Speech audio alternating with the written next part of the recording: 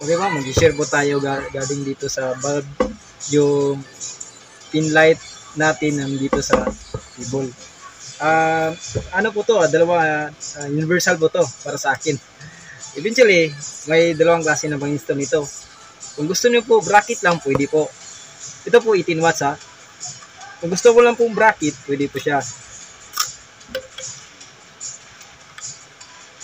Kung gusto ko lang pong bracket po ha, pwede po siya pong bracket.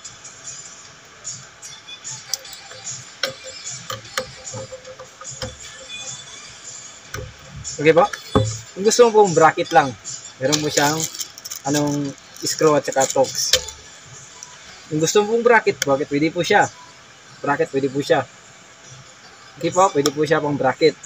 Kung gusto mo naman po na yung butas dun sa inyo is lalagyan mo ng ganito, pwede po. Meron po siyang katamang clip para doon sa butas. Kaya sabihin natin malaki yung butas nyo kasi yung butas nito na kaya niyang i-occupy hanggang 4 inches. Okay po, hanggang 4 inches yung kaya niya.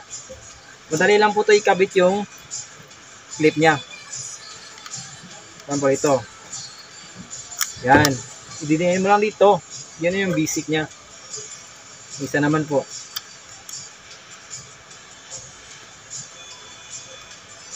Yan. Yan po yung sagad niya. Ito po siya. Pwede po siya bracket at pwede po siya clip. Kung mayroong yung butas, yung kisame nyo, pwede po siya. Kung wala naman pong butas, pwede pong bracket lang kasi may screw na po siya. Okay po? Hanggang dyan. Kung may butas yung sa kisame nyo, pwede itong ipalit. Papalitan nyo. Pero kasama pa rin yung bracket. Dapat may bracket pa rin. Kasi dito mag-hook yung clip niya. Kita nyo naman, di ba? Ulitin ko po ha. Pwede po siyang bracket lang. Yung paki-install kapag wala pang butas yung kisame nyo, pwede po. Kung mayroon namang butas, pero yung kaya yung size niya ng clip niya is 4 inches lang po.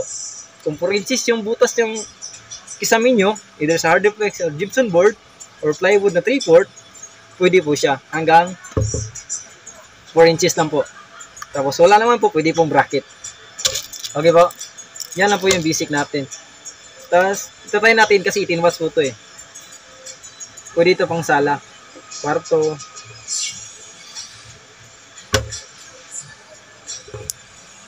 Yan.